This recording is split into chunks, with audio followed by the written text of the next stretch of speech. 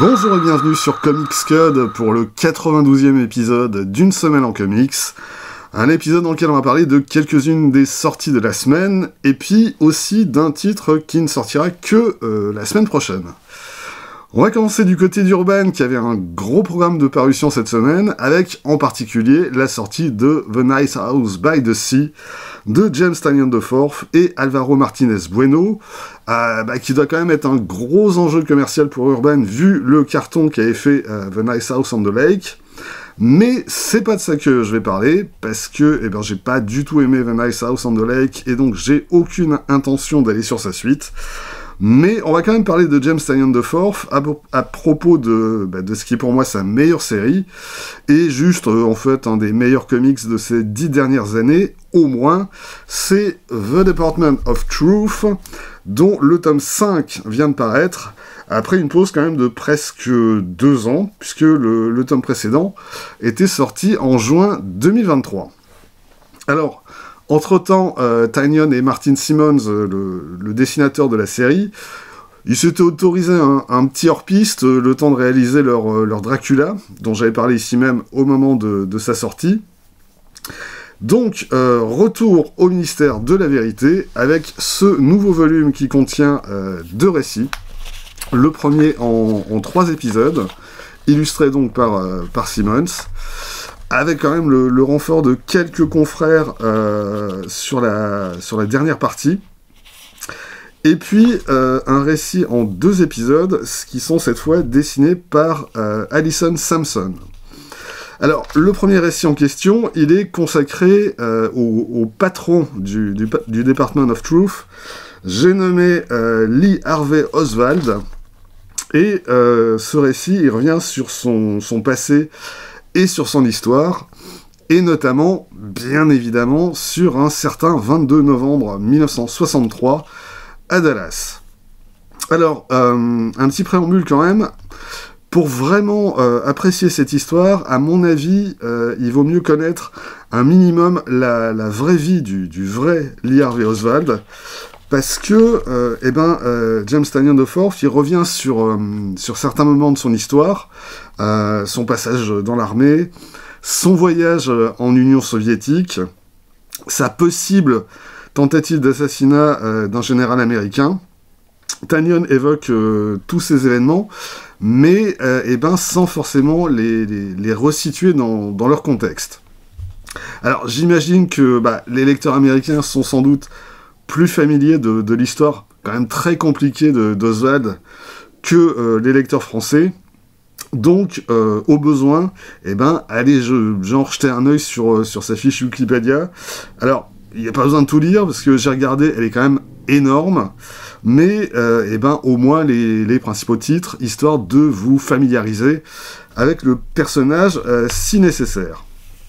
Et donc, dans ces épisodes, James Tynion IV revisite l'histoire de Lee Harvey Oswald et de l'assassinat de Kennedy, dans le cadre de tout ce qu'il a mis en place et ce qu'il a développé dans The Department of Truth. Et on va donc y découvrir ce qui a amené Oswald à la tête du Department of Truth, si c'est bien de lui qu'il s'agit, parce que je vous rappelle quand même que le monsieur est censé être mort. Et puis, on va découvrir aussi, selon la même logique, les véritables raisons pour lesquelles Kennedy a été tué. Bref, James Tynion IV revisite tout un pan de l'histoire américaine. Alors, un pan qui, déjà de base, quand même, fleure bon la paranoïa et la manipulation. Mais, dans le cadre de la série, il va évidemment pousser les curseurs encore plus loin. Mais dans ce cadre, justement, tout ça nous est présenté de manière assez quand même incroyablement cohérente. Tout ça s'inscrit dans le narratif que développe le Department of Truth, le ministère, depuis les débuts de The Department of Truth, la série. Enfin bref, tout ça est quand même toujours aussi intelligemment pensé et écrit, et aussi toujours aussi magnifiquement mis en scène par Martin Simmons. Alors, on est plus dans l'illustration du texte de Tynion que dans la narration proprement dite, quoique, en fait, c'est vraiment un mélange des deux, avec tantôt l'un qui prend le pas sur l'autre, mais Simmons continue de créer une ambiance qui est vraiment prenante et assez incroyable sur ce titre. Et The Department of Truth est jamais tout à fait aussi bon quand il n'est pas au pinceau. Et d'ailleurs, le deuxième récit, qui n'est pas illustré par Simmons, mais par Alison Sampson, il est quand même un poil moins bon que le précédent. Bon, alors, j'avoue que j'ai sans doute un problème avec Alison Sampson, dont j'apprécie quand même assez peu les planches, et surtout le trait que je trouve plat, que je trouve sans volume, et quand même souvent assez approximatif. Alors, ces deux épisodes sont consacrés à une autre icône américaine, dans un genre très différent de Lee Harvey Oswald, quoique, c'est Marilyn Monroe. Bon dessiné par Alison Sampson, je crois qu'il n'y a pas une seule case où elle ressemble vraiment à Marilyn. Elle apparaît plus ou moins bouffie d'une planche à l'autre, avec une espèce de forme patatoïde à la place du nez. C'est à peu près la seule constante. Et ouais, vraiment, graphiquement, j'ai quand même beaucoup de mal. Alors, côté scénario, heureusement, ça reste intéressant, avec une Marilyn qui finit par plus savoir qui elle est, et ni même ce qu'elle a réellement vécu, à force que la presse lui renvoie une image d'elle qui semble quand même très éloignée de la réalité. Autrement dit, dans la logique de la série, l'image publique de Marilyn Monroe finit par écraser et par remplacer la femme réelle. Alors, j'en dis pas davantage sur ce 5e tome. Hormis mes réserves concernant la partie graphique de la seconde partie, ça reste vraiment une lecture passionnante. C'est vraiment l'œuvre la plus ambitieuse et la mieux maîtrisée de James Tynion IV. Et en ce qui me concerne, c'est une lecture absolument indispensable.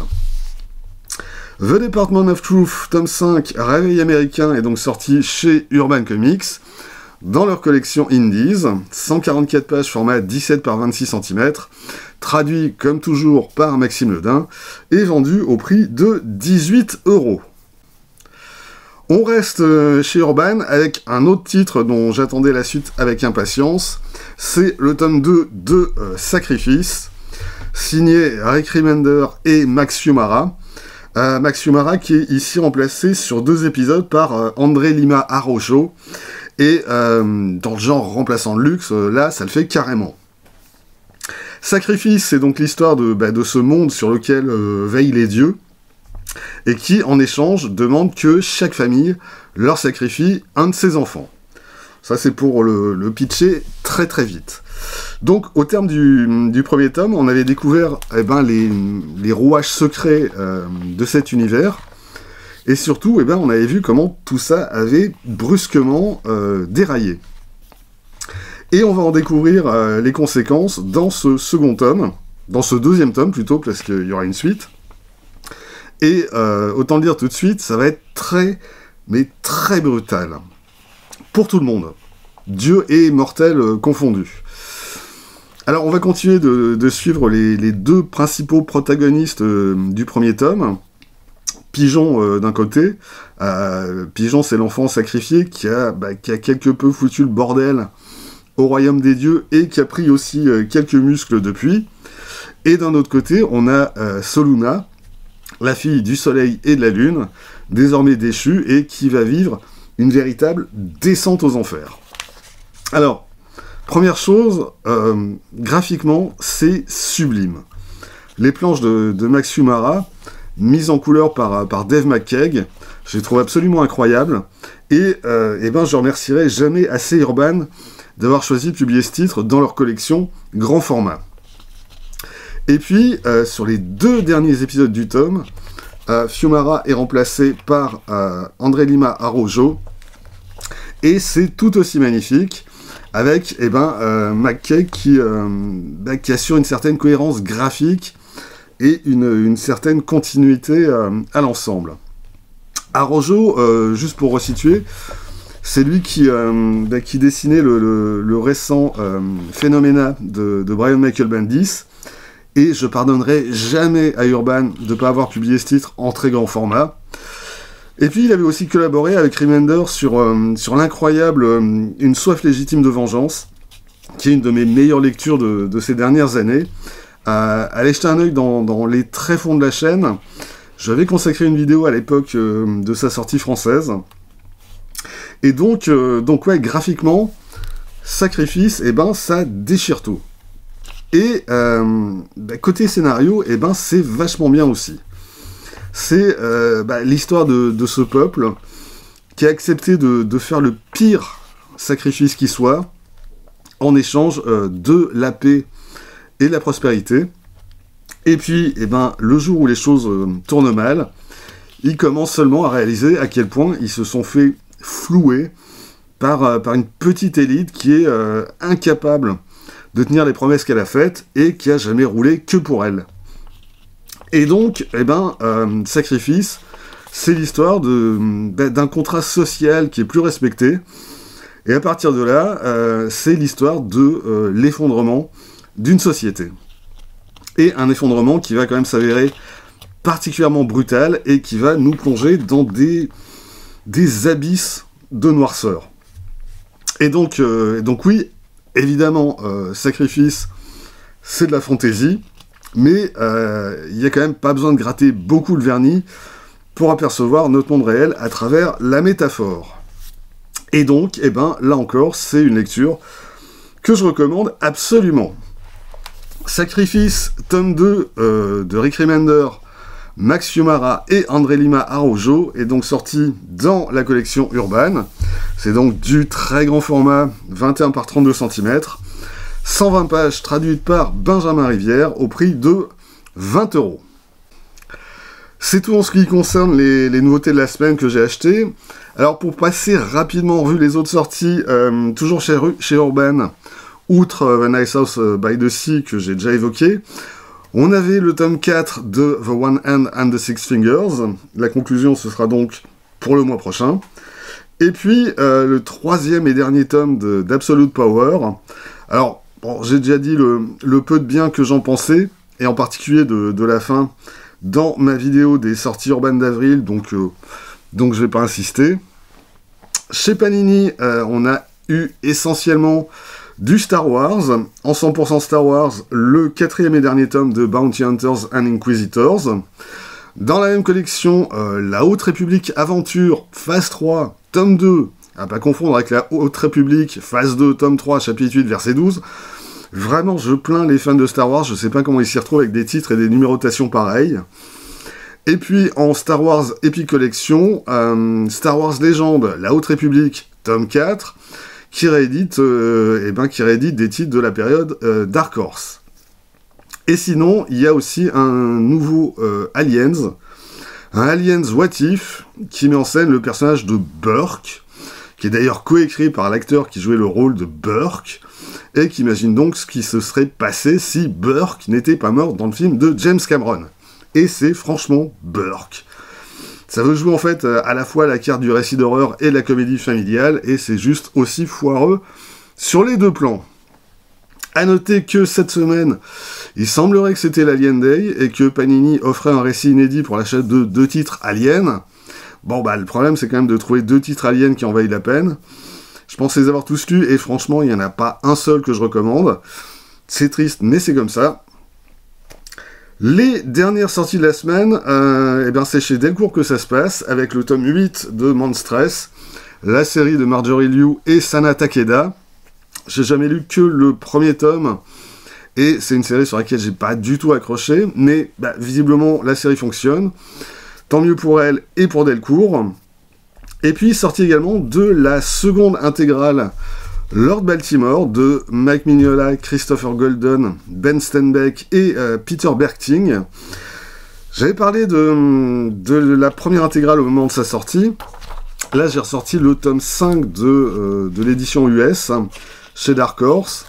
Alors, l'intégrale Delcourt, elle contient les volumes 5 à 8 de la série, mais j'ai pas du tout eu le temps de m'y replonger pour pouvoir en parler.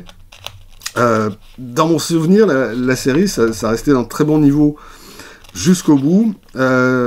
Si je trouve le temps de relire cette seconde moitié, j'en ferai une vidéo dédiée, mais vraiment, je promets rien. On a fait le tour des sorties de la semaine. Tiens, petit retour rapide sur la semaine dernière et sur le Superman Day. J'ai récupéré un exemplaire du collector qui était offert pour l'achat de 2 tomes Superman.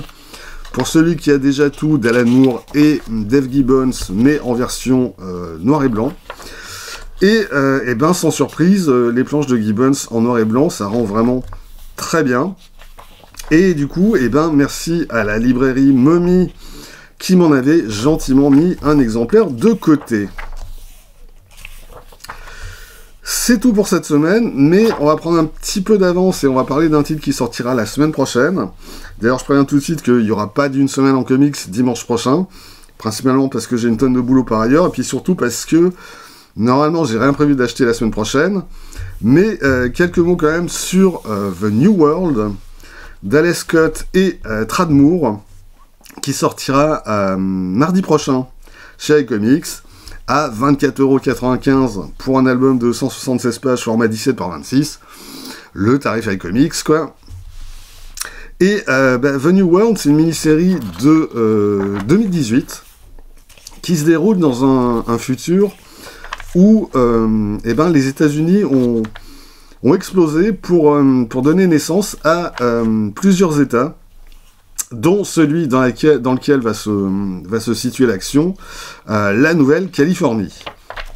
La Nouvelle-Californie qui est coupée du reste du monde et qui s'est isolée derrière un mur infranchissable.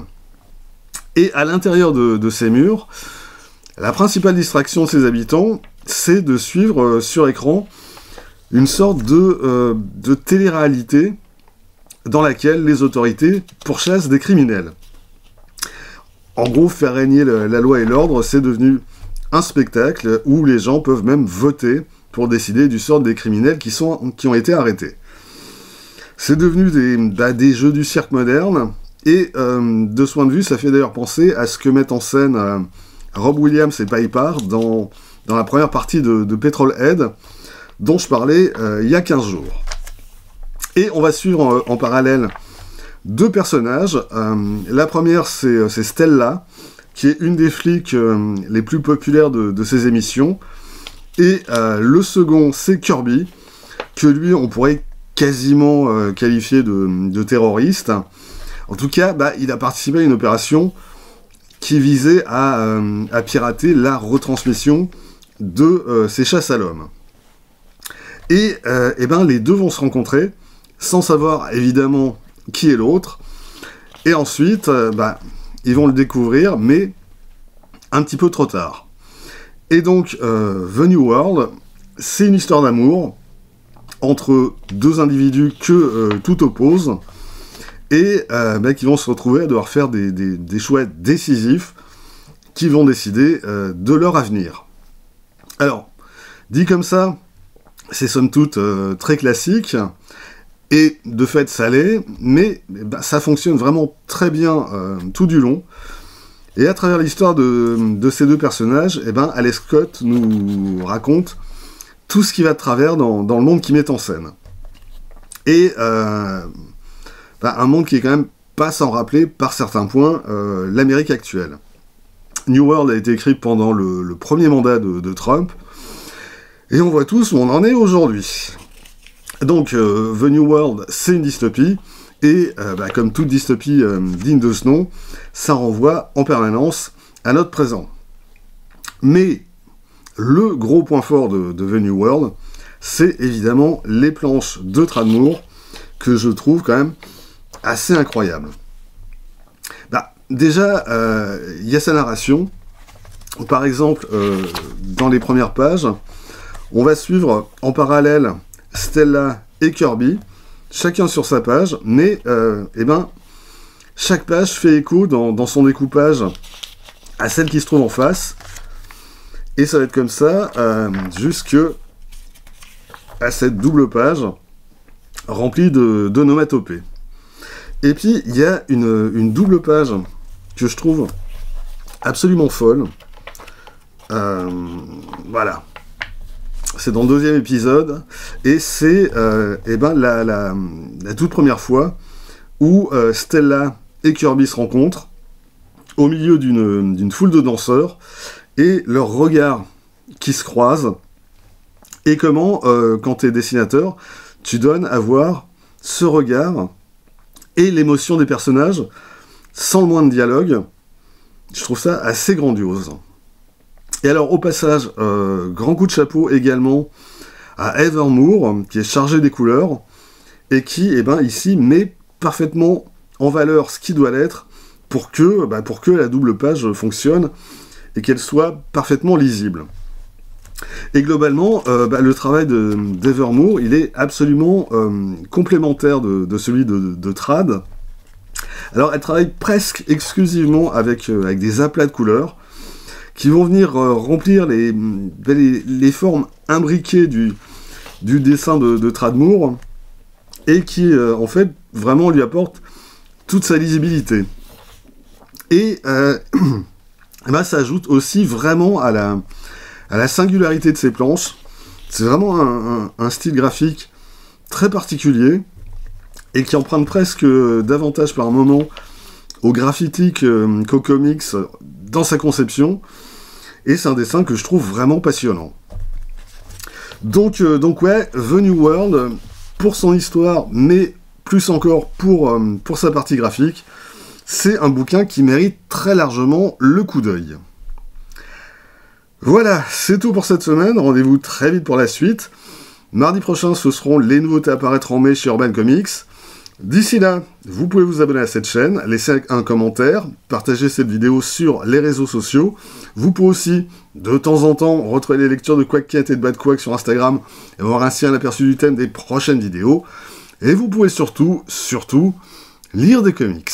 Soyez sages et à bientôt.